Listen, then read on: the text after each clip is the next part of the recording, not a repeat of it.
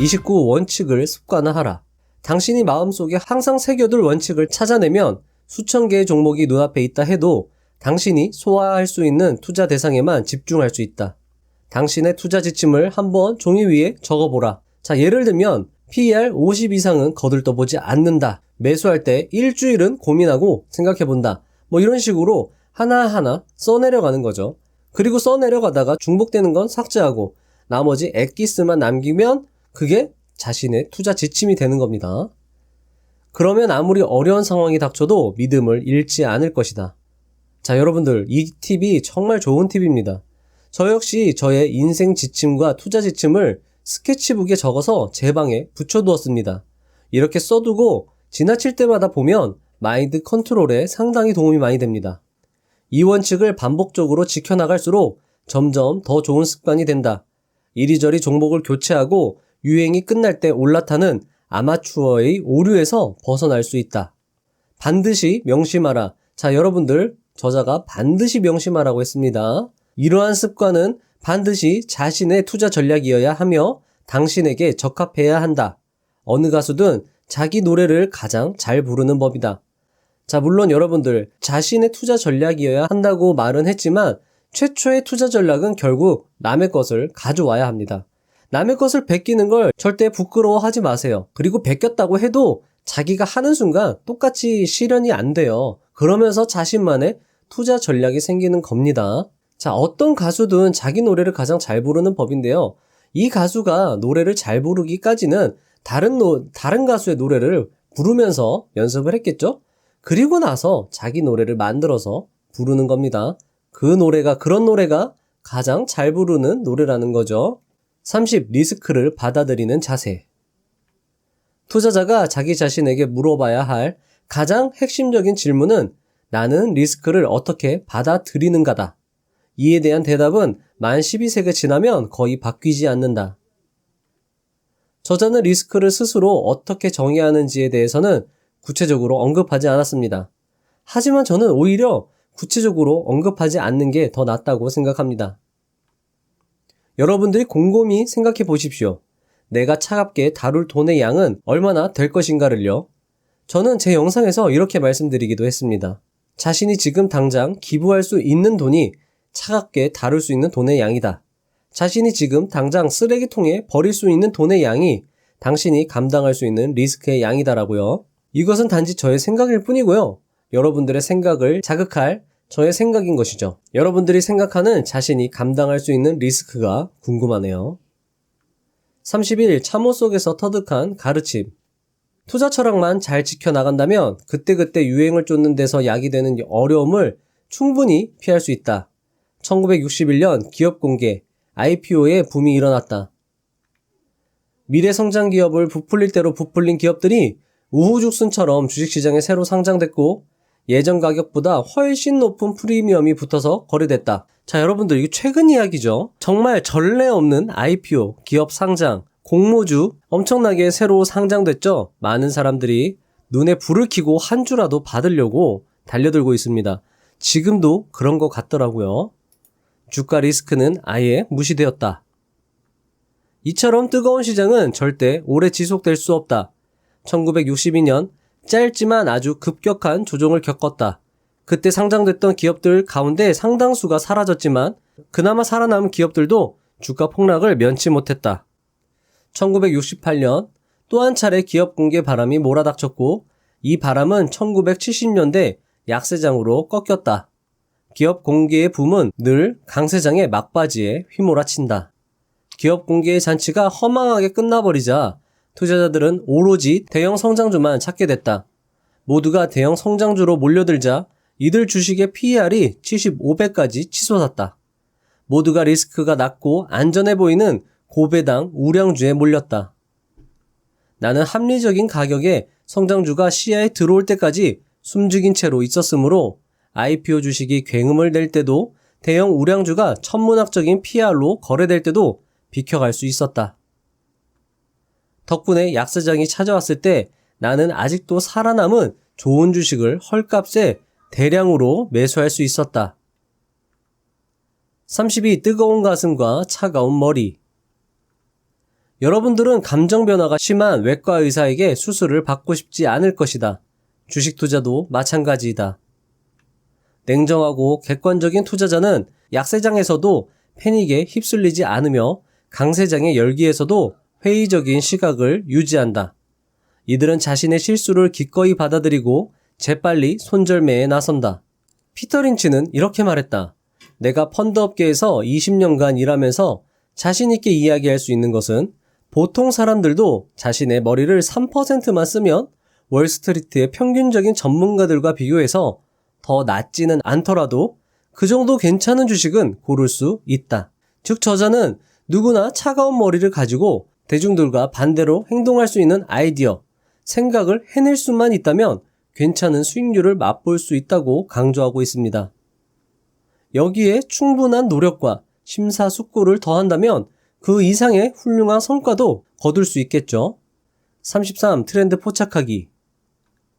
내가 주식시장에서 최대한 주의 깊게 살피고자 하는 분야와 업종은 아주 강력한 경제적, 사회적, 기술적 트렌드로부터 이익을 얻게 될 영역이다. 나는 적어도 4에서 5년 이상 지속될 트렌드를 찾아내고자 한다. 따라서 나의 투자 목표는 애널리스트들의 내년도 실적 추정치라든가 이번 경기 순환 사이클보다 훨씬 더 멀리 자리 잡는다. 너무나도 많은 숫자의 전문적인 투자자들이 향후 1, 2년의 전망에 집중해 투자한다. 따라서 이 정도 기간에는 남들보다 뛰어난 투자 성과를 내기가 무척 어려워졌다. 그래서 우리는 한 가지 해결책을 찾아내는데 바로 대부분의 기관 투자자가 관심을 갖지 않는 좀 더 작은 기업의 주식을 매수하는 것이다. 소형주에 투자하는 건 여러모로 이점이 많습니다. 그걸 이 저자는 빨리 파악해서 집중적으로 파고 들어가서 엄청난 수익을 거둔 거죠. 34. 전망의 범주로 인한 함정. 전망의 범주로 인한 함정이란 우리가 잘 알 수 있는 것에 모든 관심을 집중하여 실수를 저지른다는 것이다. 즉, 코앞의 전망에 치중하여 이를 망친다는 것이다. 존 메이나드 케인즈는 이렇게 말했다. 몇 년 뒤의 투자 수익률을 결정하는 여러 요인들에 대해 우리가 가진 지식이라고는 대개 아주 하찮은 것이거나 무시해도 좋을 만한 것들 뿐이다. 좀 말이 어렵죠? 자, 요걸 이렇게 해석하면 쉽습니다. 이 말은 지금 알고 있는 그리고 알 수 있는 정보를 가지고는 몇 년 뒤의 일을 예측할 수 없다는 것을 의미합니다. 대부분의 애널리스트들은 단기 전망 예측에 집중하며 장기 전망은 단기 전망 예측치를 단순 연장할 뿐이라고 저자는 강조하고 있습니다. 그래서 저자는 애널리스트들의 전망치와 전망 실적은 관심 바뀌며 자신이 관심 있는 것은 그 주식을 장기적으로 3, 4년 후에도 보유해야만 하는 이유라고 강조하고 있습니다. 따라서 우리들은 지금 알 수 있는 그리고 알고 있는 것을 과감히 버리고 코스톨라니가 말한 것처럼 완전히 새로운 생각, 예측을 할 수 있어야 합니다. 제가 멤버십 영상에서 보스턴 다이내믹스를 인수한 현대차를 좋게 보고 있다고 말씀드렸습니다. 그랬더니 한 분이 현대차는 노조 때문에 투자가 꺼려진다고 댓글로 남겨주셨더라고요. 저는 이렇게 댓글로 달았습니다. 사람과 거의 똑같이 움직이는 로봇이 만들어지는 이 시점에서 그 로봇들이 노동자를 대체한다면 어떨까요? 로봇은 노조가 없습니다. 라고요. 그렇다고 지금 현대차에 투자해야 할까요? 글쎄요. 현대차가 좋긴 한데 주식 가격이 싼 편인지에 대해서는 의문이 들기도 합니다.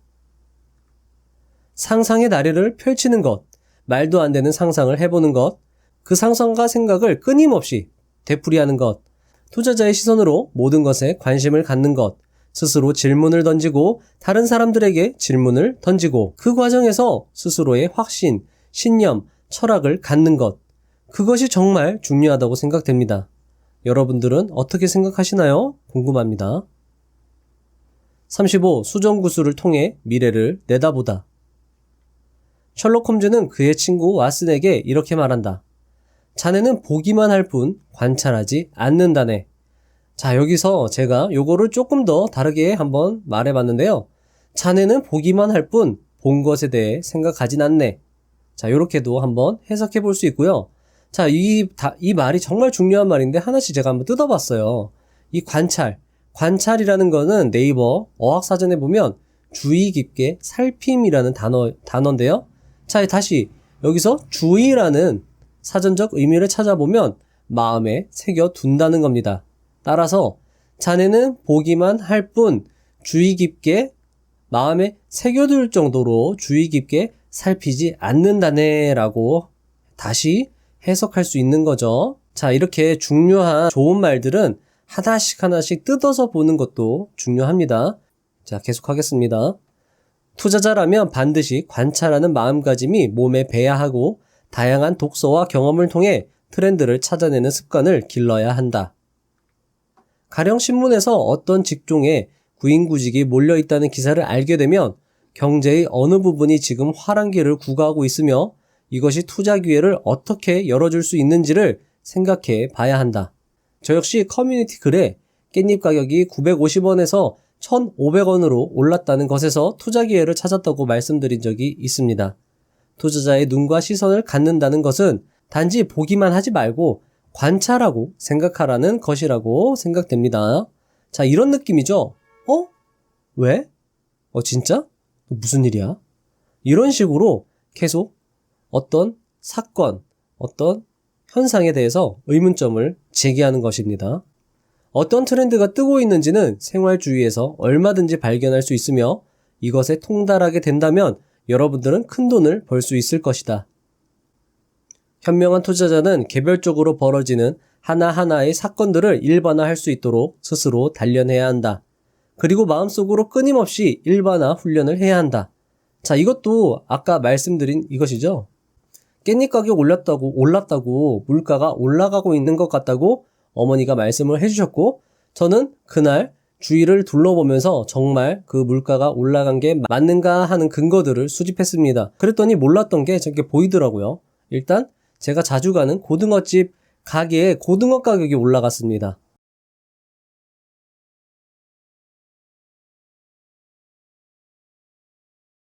그래서 내린 결론은 무엇일까요?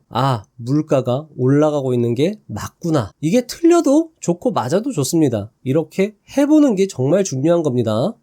그리고 마음속으로 끊임없이 이런 물음을 던져봐야 한다. 이게 과연 무슨 의미일까? 자, 여러분들, 이거 정말 중요한 단어입니다. 이게 과연 무슨 의미일까? 이건 뭐지? 이거 왜 이런 거야? 이런 스스로에 계속 물음을 던지십시오. 자기 스스로에게. 자기 자신한테 답이 있습니다. 제 자신에게 물어보는 순간 제 자신은 그 답을 눈을 통해서 여러분들께 보여줄 겁니다. 한번 꼭 해보세요. 36. 테마가 사멸하는 시점. 테마의 사멸은 대개 처음 단계부터 아주 분명하게 드러난다. 주가가 너무 높이 치솟고 월스트리트에서는 유행에 맞는 새로운 기업들을 무더기로 상장시키고 신규 상장 기업의 이야기가 잡지의 커버 스토리를 장식하면 그것이 바로 테마가 사멸하기 시작했다는 증거이다. 전기차? 또 다른 징조를 나의 경험담에 비추어 하나 더 알려주겠다. 컴퓨터 붐이 일어났을 때 석유 회사가 갑자기 컴퓨터 사업을 시작했다고 발표했다. 바로 이것이다. 너도 나도 테마에 편승하겠다고 전혀 다른 산업으로 뛰어든다면 테마의 사멸 징조이다. 자, 여러분들 얼마 전에 애플에서 애플카라고 전기차 만든다고 했죠? 전기차가 혹시 이런 게 아닐까 조심스럽게 생각해 봅니다.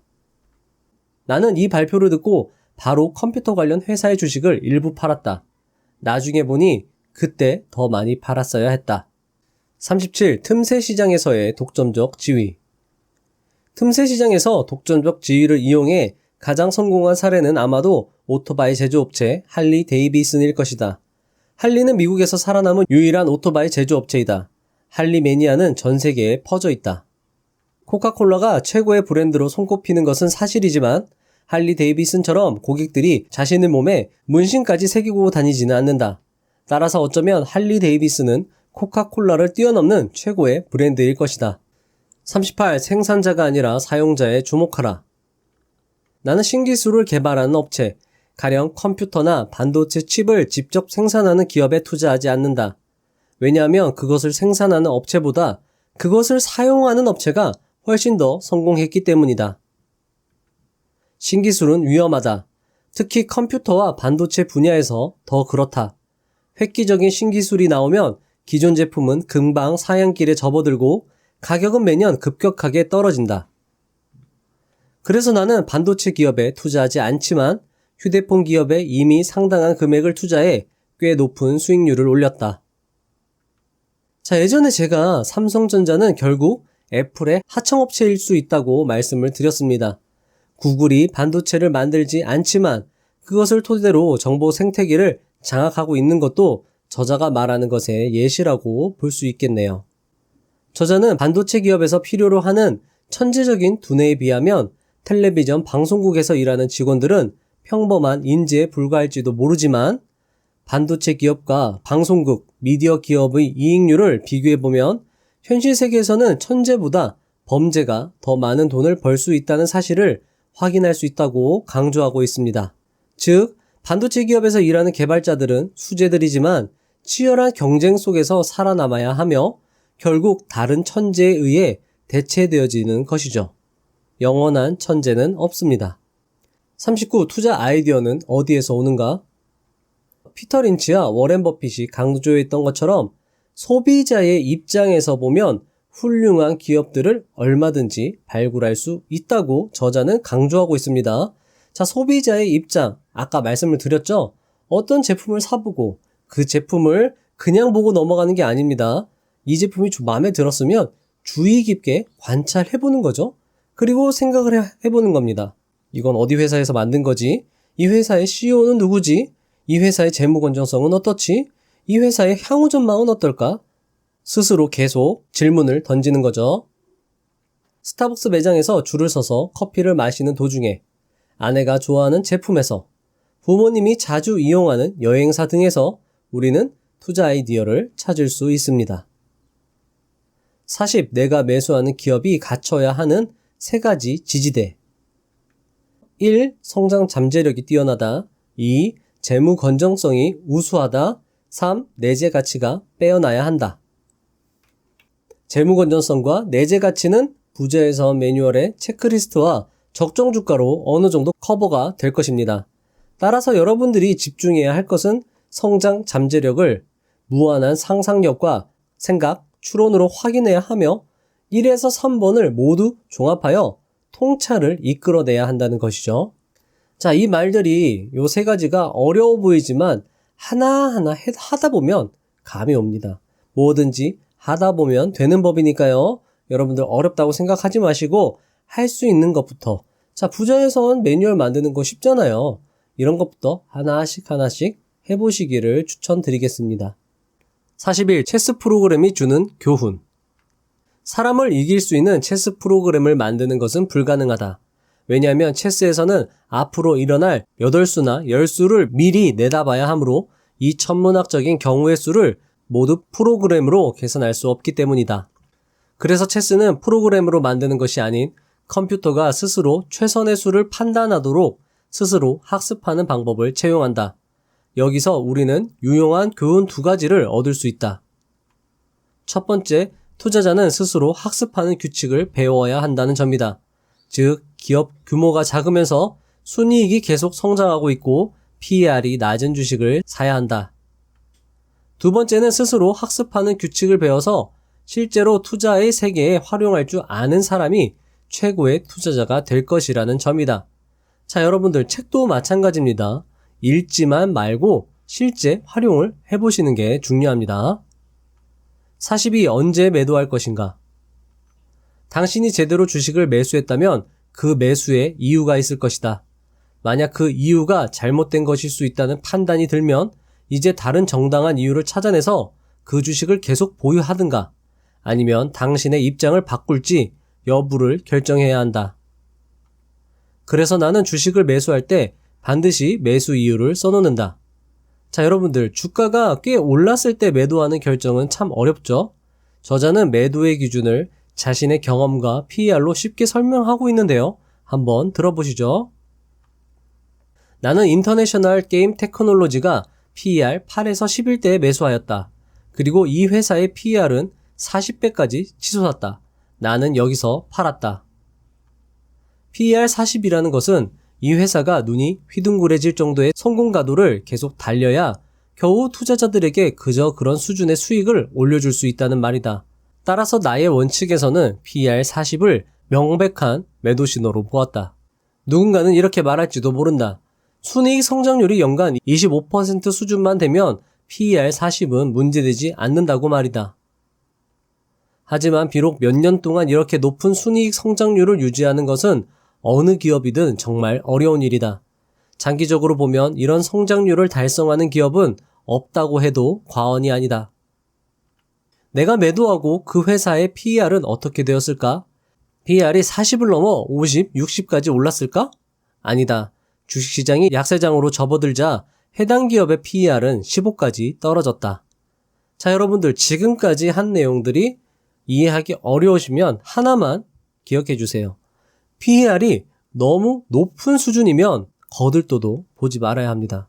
저는 가끔 PER 100, PER 900, 테슬라가 PER 900까지 올라갔거든요. 저는 정말 이건 아닌 것 같다라고 해도 계속 주가가 올라가니까 사람들이 저보고 이제 아니라는 거예요. 테슬라는 아니다. 테슬라는 사도 된다. 자, 카카오가 PER 지금 100까지 올라갔거든요. 지금 저는 아예 보지 않으니까 잘 모르겠는데 제 입장에서는 PER 100은 말도 안 되는 숫자입니다. 특히나 지금 랄프 웬저 이 저자 같은 경우에는 PER 40만 넘어가도 이건 아니다라는 거예요. PER이 10에서 15, 15에서 20 수준에서 주가는 계속 올라갈 수 있습니다. 꾸준하게요. 그런 기업은 좀 괜찮아요. 근데 PER 100을 찍으면서 주가가 고속 상승을 한다는 거는 정말 위험한 겁니다. 43. 황금 손가락 증후군. 이 치명적 질병은 뉴스, 신문 등에서 접한 정보를 가지고 투자했을 때 해당 종목의 주가가 급등하면 발병한다. 그리고 이런 투자 습관이 되면 이 증후군은 더욱 심각해지고 투자자를 파멸로 이끈다. 내 손가락은 신비한 마법의 손가락이야. 무슨 종목이든 선택하면 오르지. 라고 착각하는 순간 힘들여 기업 분석을 할 필요가 없다.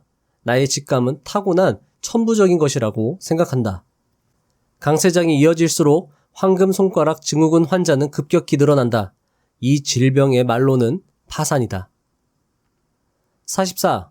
시장의 타이밍. 이것도 대박 중요합니다. 여러분들 주의 깊게 들어주시기 바랍니다.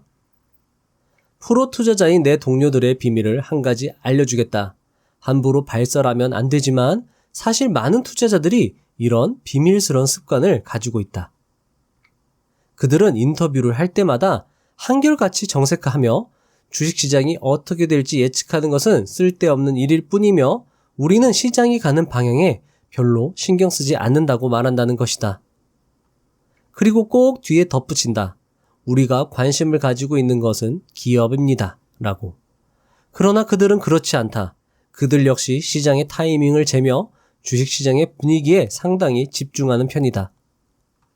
오히려 경제지표, 시장 흐름, 연준의 동향, 금리, 인플레이션 등에 관심을 가지지 않고 앞으로 주식시장이 어디로 갈지에 대해서 아무런 주관도 갖지 않고 있다면 그거야말로 멍청한 짓이다. 여러분들 이건 정말 중요한 사실입니다. 저는 사실 저자가 이렇게 말해준 게 고마울 정도예요. 워렌 버핏은 항상 습관처럼 모른다는 말을 많이 합니다. 그러면서 투자자의 자질을 강조합니다. 물론 그것은 맞는 말입니다. 하지만 자질에만 몰두해서 주위를 둘러보지 않는 것은 위험한 태도라고 생각합니다. 그리고 저는 결국 워렌 버핏 역시 타이밍을 잴 거라고 생각합니다. 왜냐하면 그는 쌀 때 사는 가치 투자자이기 때문입니다.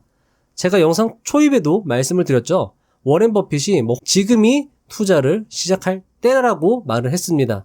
결국 그게 타이밍을 잰 건 아니지만 타이밍이라는 거를 느낀 거죠. 잰 거와 느낀 거는 또 말이 조금씩 다릅니다. 여러분들 타이밍이라는 게 다 나쁜 게 아니에요. 투자 대가들도 이 타이밍에 대해서는 많이 생각을 하고 있습니다.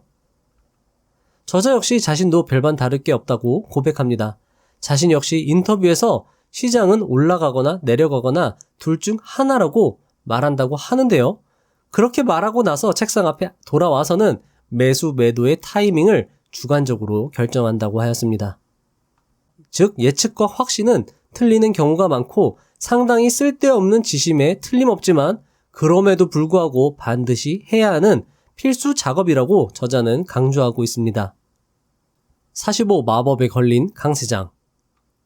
강세장의 마지막 국면에서 아주 강력한 마녀가 우리에게 귀에 대고 속삭인다. 리스크란 없단다. 주식시장은 오르기만 할 거니까. 신규 상장 기업은 얼마나 신비로운지. 증권회사의 직원은 너의 가장 훌륭한 친구야. 그저 가만히 있어도 헤아릴 수 없는 엄청난 부가 내게 돌아갈 것이야. 그러나 강세장은 어느 순간 끔찍한 야수로 돌변할 수 있다. 그렇다면 이 마녀를 무찌를 수 있는 방법은 없을까? 일단 당신은 마법에 걸렸다고 의식하면 가장 먼저 마법에서 벗어나기 위해 가진 것을 전부 팔아버릴 것이다. 하지만 시장의 타이밍을 재는 것은 필요하지만 장기 투자라는 조건이 첨가되면 그것은 쓸모가 없어진다. 그러니까 어차피 장기 투자할 거면 타이밍은 다 필요 없다는 거죠.